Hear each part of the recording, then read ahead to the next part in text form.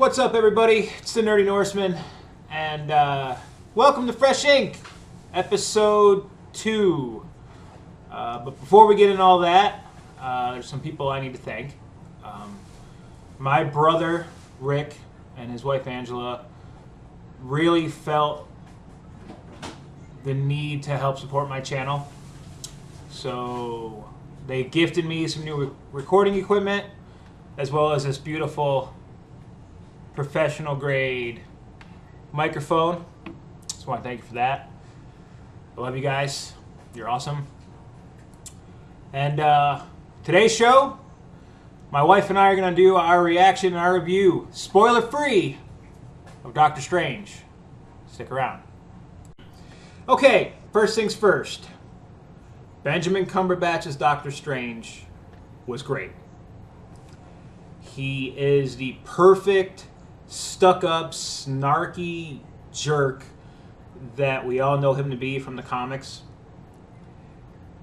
And his journey to redemption is well plotted out. What do you think of Cumberbatch? He did a really good job. A lot of actors, when you know and love them in a certain role, you can't look past that when they start something new or do a new project. So with going into this, I don't know a whole lot about Sherlock, but I know that's who he is, all that. But going into this, I didn't see Sherlock. I saw Doctor Strange. I think he did a very good job portraying the character. I 100% agree that his portrayal was dead on.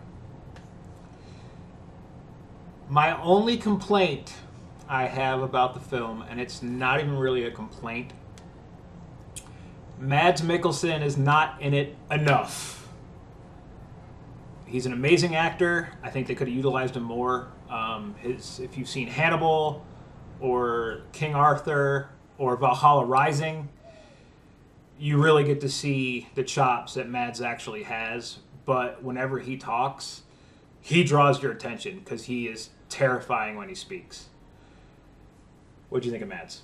I thought as far as his acting, I don't want to give too much away, so I'm trying to be careful and cryptic, but he definitely has that sense of intimidation factor. He definitely, when he speaks, you need to be listening to what's being said, and I definitely think that they put him in the right casting, like the right role for his persona. Yeah. His character, they tell you right in the beginning of the movie, this isn't a huge spoiler, he was a disciple of the Ancient One, and he went bad. And he's able to do a lot of things that a normal mage theoretically shouldn't be able to do, and it's really trippy when he does that stuff. The other really cool thing is we are finally introduced to the actual night nurse. A lot of people thought Rosario Dawson from the Daredevil series was the night nurse. No. Dr. Christine, played by Rachel McAdams, is the night nurse. And this is a character that you actually really were able to relate to. The way I saw her was she has trouble putting herself first. She has issues being able to separate herself from other people's problems. And it's what makes her who she is, a very caring, kind person. That also leads to trouble for her because she can also be taken advantage of pretty easily, or told you're pathetic because you care to relieve yourself pretty much too. So when that happens, it's kind of heartbreaking to watch because you actually can see her heart shatter when she's told you only care about the pathetic people because it makes you feel better. Steven actually says that to her when she brings him food because he can't drive because his hands don't work. And he becomes a broken man, becomes a dick, and he treats Christine horribly. I mean, it's Rachel McAdams from The Notebook. You don't do that. You just don't. She's too lovable of a person to do that too. And her acting was amazing. Like you could really feel her emotion when he says those things to her because she's, they hint at a maybe distant relationship that they might have once had, or something like that. And you can tell she's still clinging to feelings, but she doesn't want to get hurt again, so she's trying to keep distance, but at the same time she wants to take care of him and be there for him like a true friend should. And he just completely tosses it in the trash, and when he does that, you just see her soul just drop. And it made me really like that actress. I think she did an amazing job of portraying that hurt. Now, this isn't a gripe, but a lot of the magical humor comes off as a derivative of a Harry Potter movie, and it's probably because we've all seen Harry Potter before this movie came out. The prime example of that would be when the Cloak of Levitation chooses him, because in their universe, relics choose the mage. Mage don't choose the relic. I don't see it as a gripe at all. I see it as something that, like, it had the entire theater rolling with laughter. It had our 4-year-old entertained. It was a good break from the drama and the seriousness of the stuff that was going on around him, to show that through everything he gained a better sense of humor, and that this, the cloak was mirroring it. So for me, I think it was a perfect fit. So we'll just agree to disagree. Would you say a child would be able to follow what's going on? I would say our 4-year-old did amazing. In one of the major fight scenes in the movie, I look over at the seat next to me, because we always put our 4-year-old in between us, and our son is literally trying to help Doctor Strange using his magic and casting spells to try to help him fight off the bad guys. And I actually kind of got sad, because he said, "Daddy, I'm not doing enough. I'm not helping enough." Oh. So, I mean, to me, our 4-year-old enjoyed it. He was upset because he had to go to the bathroom during about the middle of the movie. And, he didn't want to leave the theater. He wanted to watch the movie. And it upset him that he couldn't hold it any longer. So, he was that into it. So, I definitely say you can take your kid to this movie. I completely agree. 2 quick things. You need to really pay attention towards the end of the movie. They, just by one line of dialogue, connect Doctor Strange to the Infinity War, and you need to be paying close attention, or you're completely going to miss that reference to what's to come. Also, the post-credit scenes, there are 2. One that takes place literally 2 minutes after the credits start, and the other one at the end. Unlike a lot of the other Marvel films, both of these extra scenes connect to the plot. There is not a joke scene like the shawarma scene from Avengers. They're both important. They have humor, but they're plot developing humor, not just let's put a pie in your face humor. Yeah.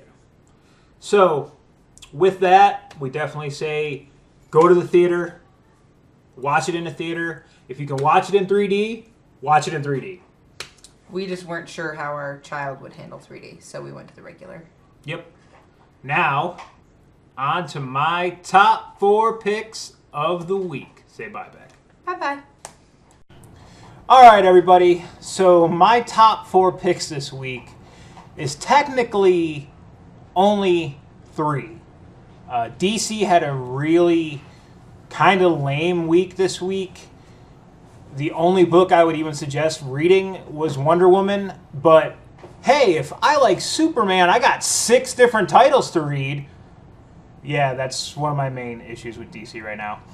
Anyway, my first and second pick is Champions by Mark Waid with art by Humberto Ramos. Now, it takes place just after Civil War II, like a lot of the other books. And the new Miss Marvel is fed up with how the Avengers are doing things. The book opens with the Avengers fighting the Wrecking Crew, and they cause a massive amount of collateral damage, pretty much wrecking people's lives. And she confronts the rest of the team. Why don't we fix it? Why don't we take responsibility for all this? And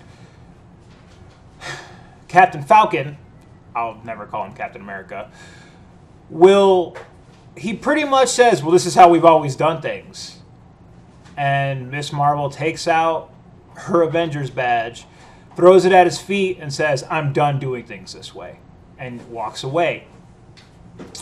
A couple weeks pass, and she feels she could still be a help. She still wants to be a hero. So she makes a couple phone calls. Actually, she makes a couple text messages. The new Nova and Miles Morales, Spider-Man. And they all meet up and they make a decision to essentially create another group of heroes that care. They team up as if they were the Avengers, but they want to help people. They take responsibility for their actions and they fix the things they destroy. And they become known as the Champions. They recruit the super intelligent, I can change whenever I want, Hulk. And they get Vision's daughter to help. The art is beautiful. The story's great. It makes you remember what heroes are supposed to be like. Issue 2 is really charming. They essentially go on a team-building retreat together. And some high school drama takes place at the end. Go pick it up. It's really fun. Next up, we got Doctor Strange and the Sorcerers Supreme, written by Robbie Thompson with art by Javier Rodriguez. It is post the end of Magic.